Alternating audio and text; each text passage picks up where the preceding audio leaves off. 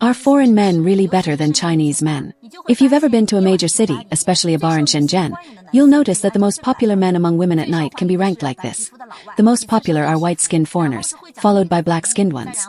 In third place are Chinese men who speak English. Then come the Hong Kong natives or those who speak Cantonese. Last are the Mandarin-speaking Chinese men. A friend of mine works at a 5-star hotel in Shenzhen and often sees local women going on dates with foreign men. The woman wakes up early, has breakfast, and leaves, while the foreigner stays at the front desk trying to delay checkout. Later, another Chinese woman arrives, and they stay until 5 p.m. Then, the foreigner still makes up excuses not to pay the late checkout fee. This has become commonplace. Now, if it were a Chinese guy doing this, who would dare? How embarrassing, right? But when it happens with a foreigner, it's seen as a symbol of freedom, openness, and romance. In this regard, our domestic jerks lose badly. Another thing, some of our girls are quite hypocritical. When choosing a Chinese guy, they often set very high standards. You need to have a house, a car, an annual salary of hundreds of thousands, be responsible for the family, not go out drinking or have fun. But if it's a foreigner, none of this matters. No need for a house or car. And they still accept this so-called freedom and openness, tolerating even peculiar smells. It's clear that the guy is a huge jerk, but they still keep chasing after them. How carefree is life when you stop being a simp, stop dating, and avoid marriage? Today is the first day I officially exited the simp zone, and my life is already improving. I slept until noon, went downstairs to find a place to enjoy a good meal, ordered a couple of hearty dishes, and had a bottle of beer, all for just 45 yuan. If I had spent that 45 yuan sending red envelopes as a simp, those little fairies might scold me and even call me stingy. But with that money, which those beauties look down on, I can enjoy a nice meal at a restaurant. Isn't that worth it? Today, I officially decided that from now on, every penny I earn will be spent only on myself. I'm already 35 years old. No matter how hard I work at the company, it seems I'm destined never to marry. Since that's the case, I might as well let it go. Enjoy life, eat well, drink heartily every day, and be a carefree single man. I used to really want to get married, so I would starve in the morning and eat instant noodles at night to save more money. As a result, I lived like a beggar. Now that I've given up on marriage, every meal includes meat and alcohol. Since marriage caused me so much pain and being single brings me so much joy, why should I force myself to marry? Brothers, never be too good to a woman. If you treat her unconditionally well, she will gradually regard herself as superior to you and think she can find someone better. The more you give, the more she will feel that you are not worthy of her. In her eyes, your sincerity will become worthless. My blood and tears have taught me that once a woman gets used to your giving, she will become increasingly selfish. Even if you no longer treat her well, she will still blame you, saying that you suddenly changed.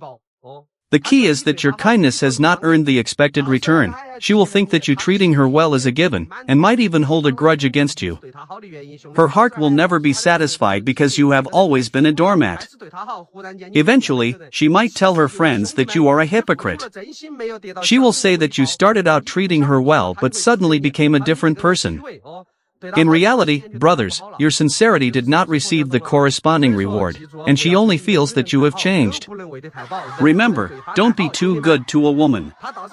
It's like feeding a dog, you can't feed it too much. People are the same. She will find faults with you, accuse you of being hypocritical, and say that you were good to her for a while and then changed. She might even call you a scumbag, even though you treated her well, but she finds it meaningless. Brothers, remember, your sincerity should be cherished. If she takes your efforts for granted, when you stop giving, she will feel that you owe her. Don't be that kind of nice guy, don't be a doormat. Value your life and stay away from selfish women who only know how to take and not give back. I found that the guys who come to blind dates nowadays are a bit extreme. They all say they are no longer willing to be simps. I thought, that's good, gender equality, mutual understanding, mutual respect, right? But guess what? One guy told me that when he chats with a girl, he finds that he has sent 2 more messages than the girl, and then he says he doesn't want to be a simp anymore. If the girl doesn't reply to him within 15 minutes, he deletes her. If the girl says she is busy and can't answer the call, he blocks her directly. If they arrange a date and the girl can't make it, he disappears completely. Aren't we going a bit overboard with this simp thing? Now, do not forget to subscribe, like, comment, and all that stuff. My notes, all right? Some would say to stop being a simp when it comes to women, all right? I say no, being a simp is not the problem. The problem is that the girls were not raised right. She was probably raised in a dysfunctional family or has female friends who were raised in a single mother household that has been giving her advice. I'm 60 years old and I have friends who have been married since they were within the mid-20s. And they have always simped for each other. The man simped for the women and the woman simped for the man. Because these couples were raised in a household where they saw their parents taking care of each other, they understand that a relationship is about taking care of each other. Now, it is true that if a man simps for a woman, then these types of women will lose respect for the man. Well, at least the ones who were raised in a single or dysfunctional household, all right? The ones who were raised in a good, loving, caring household and they saw their parents taking care of each other, they should have no difficulty, but she's going to simp for her and she's going to simp for him, all right? Now, the ones who were raised in a dysfunctional household where they lose respect for a man is just because one of the parents, was very selfish or manipulative, or the woman herself or the girlfriend was raised spoiled and entitled. When it comes to these types of women, if she thinks the man is a simp, then he is weak and stupid. Thus, she loses respect for the man. When these types of women reach 40, 50, or 60, they do not change, and they don't.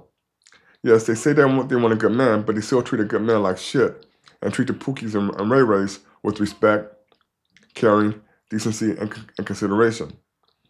I've seen it too many times.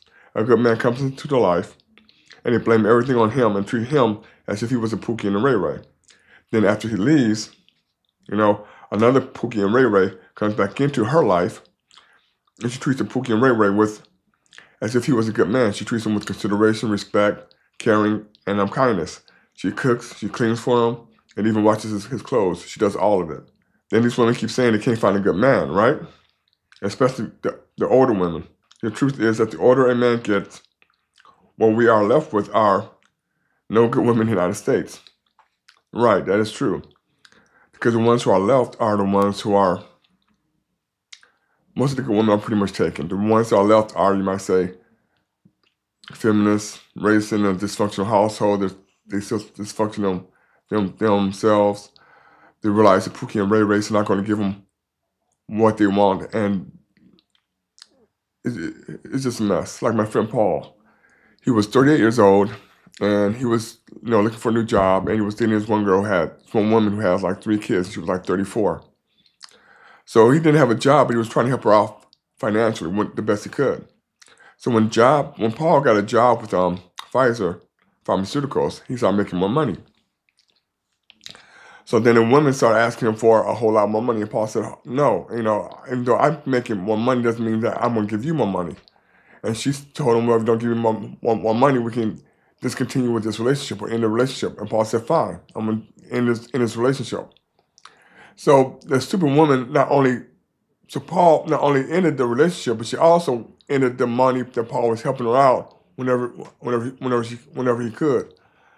I mean, some of these women are just knuckleheads. I mean, it's really stupid.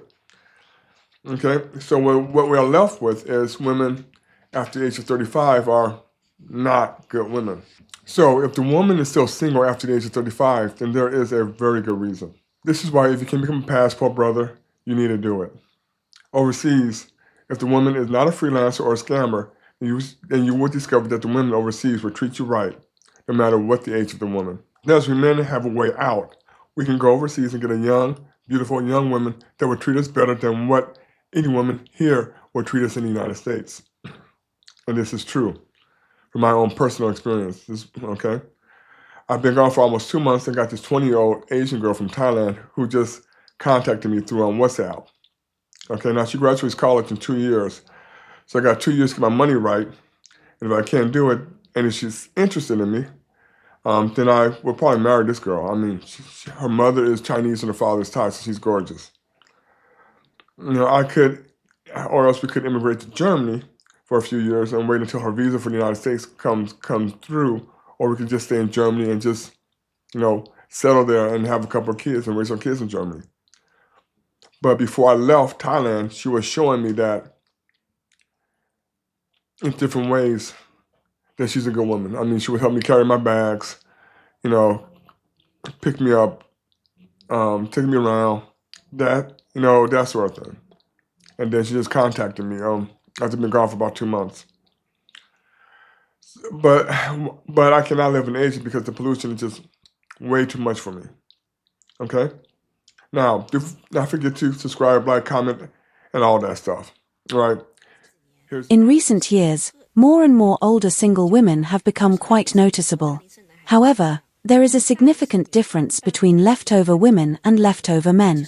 Older leftover women generally talk tough, but in reality, more than 90% of them, despite claiming they don't want to find a partner, don't want to get married, and even plan to be child-free. As long as they are not yet 40 years old, they will still go on blind dates in secret. Deep down, women still hope to have a man to protect them. Very few women are truly willing to shoulder everything alone. There are some things in the world that women can do, but there are also many things that need a man's help. It's just that many women dare not admit it, but deep down they still need a man.